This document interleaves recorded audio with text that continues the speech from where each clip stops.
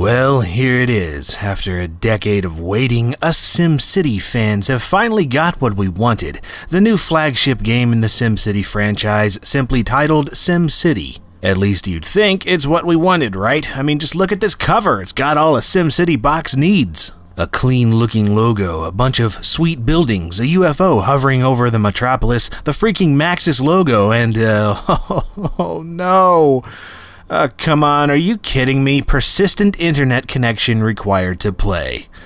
One might argue that it is a reboot after all. It's not SimCity 5, so a few changes are to be expected, but I am not one to get in the habit of excusing bad calls on behalf of my fanboyism. Explore a world of endless possibilities. Endless, innumerable, without limitations.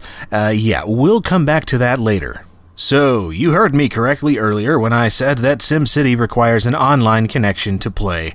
To even install and start the game, you need an always-on stable internet connection, so if you're without a decent connection for whatever reason, or just want to play a single-player game without having to connect to a server, then tough luck. Feel free to leave. For those of you that are still here, let's move on. Once it's installed and activated through a mandatory Origin account, you're greeted with the SimCity launcher.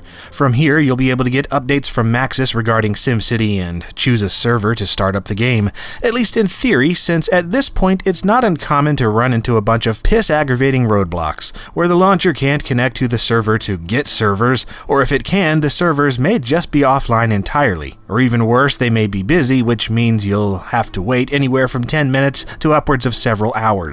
You might think, well, I'll just move on to another server and continue playing while the server I play on is down, right? Nope, not unless you want to lose all your progress with regions, cities, achievements, unlocks, and all saved data in general, since right now this data is exclusive to whatever server you started it on, and the data is not saved on your PC. It's a mandatory cloud save that happens on its own, so that's fun. Anyway, once you finally start the dang thing up, you're greeted with an intro video and, of course, the main menu. From here, you can start or continue a city, change the options, and browse SimCity World, which shows off all sorts of online worldwide stats and challenges regarding the game and its players. At least, you could if it worked, and at this point it doesn't whatsoever, so I really don't know anything about it. But at least starting a city works, most of the time. You have 3 choices here: continuing a previous region, joining an existing online region, and starting one of your own. Joining a game will put you into SimCity's multiplayer mode, which is the focus of this game, even though previous SimCity games have been largely a single-player affair. Unlike in previous multiplayer SimCity games though, like Network Edition where you played as multiple mayors in one city, here you're able to play as one or more cities within someone else's region. Personally, unless I know the people playing and trust their judgment with urban planning, that I don't give a crap about this mode, since subjecting myself to griefing or people abandoning their cities is not something I tend to enjoy.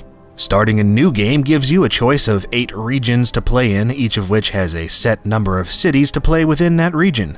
Though some of the larger ones are appealing, since that should mean that more cities can work together, it's almost not worth bothering with them, since some of these are actually just clusters of smaller cities of 4 that aren't connected to all the others in the region. Once you pick one, then you get the choice to name it, make it playable to anyone who wants to join or by invitation only, and whether or not you want sandbox mode, which disables achievements and a bunch of other stuff, but gives you a handful of cheats and immediately unlocks most everything in-game.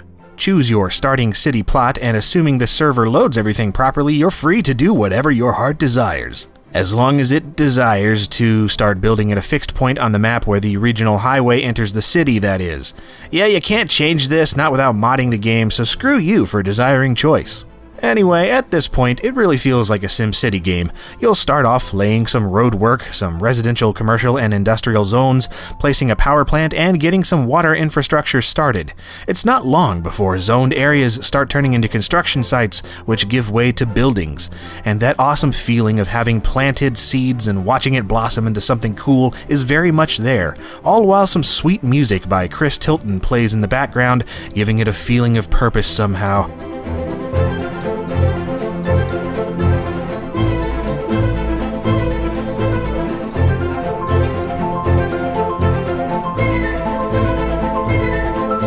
It's much more orchestral than previous SimCity soundtracks and even gets a bit Philip Glass here and there, but being a fan of his music on Fringe and many other things, I think it's pretty awesome.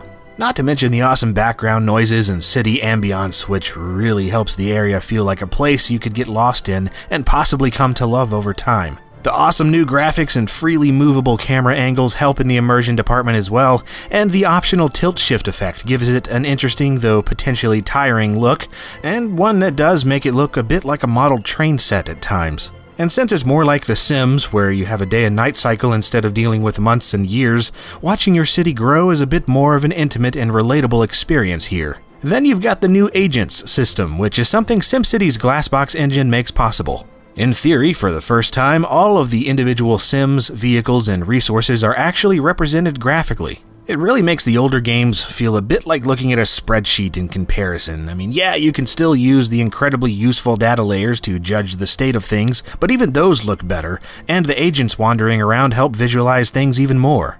If you want to, you can zoom in and follow a Sim on their daily routine, watching them go to work, go shopping, hit up a ball game, rob a bank, get eaten by zombies, whatever. Though they do seem kind of mindless and tend to just enter whichever building is closest.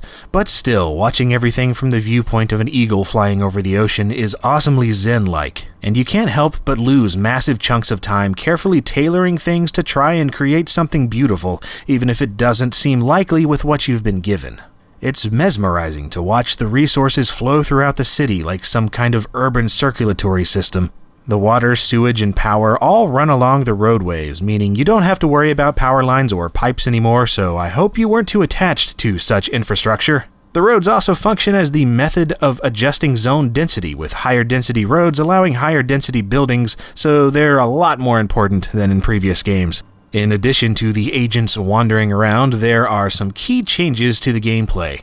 For one thing, we finally get curved roads in a main SimCity game, so that's cool. And while the game does a pretty good job at automatically adjusting the landscape to fit them in, there is no terraforming in the game whatsoever, so you're at the mercy of whatever land you're provided. Ploppable buildings make a return where it makes sense, with things like power plants, water and sewage treatment facilities, emergency services, schools, parks, and special buildings. But now you also have the ability to upgrade each building using a snap-on system similar to Spore's building editor. This mostly works just fine, though it can be a pain if you haven't considered the land around the building when you first plopped it.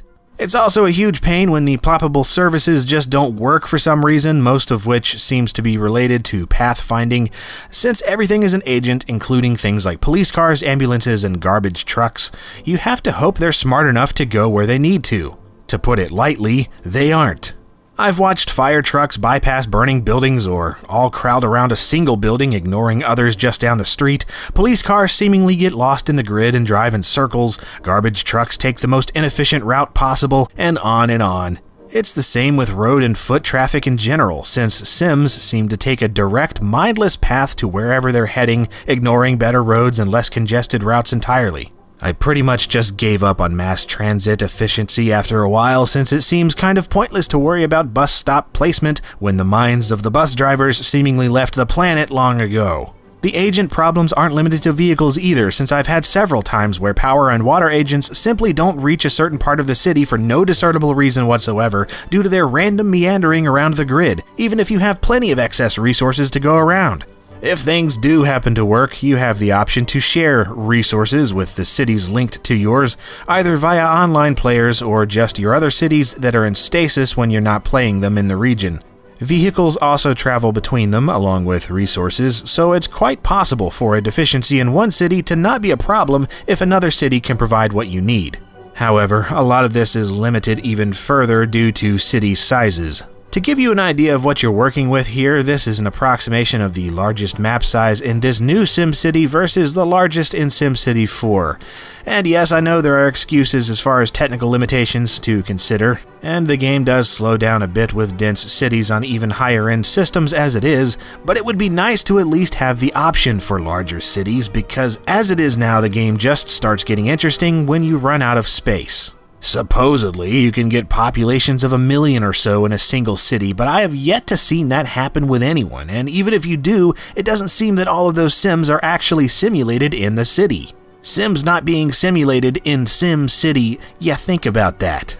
The result of all this is that you end up focusing on density and efficient design, which means largely ignoring some of the fun additions like curved roads, since they aren't exactly an ideal use of the small space in most situations. Though it does prod you into using the included city specializations, another new addition to the series. With these, you have special buildings that can boost multiple aspects of your city. Things like coal and ore mining, drilling for oil, placing tourist traps and landmarks, manufacturing and trading scarce goods like processors and TVs, or creating row upon row of casinos. Some of these, like mining and drilling, rely on limited underground resources, and others simply require that you have the initial population and funds to support them. You also have great works to deal with now, which are something multiple cities in a region can put funds and resources toward for the betterment of the entire area.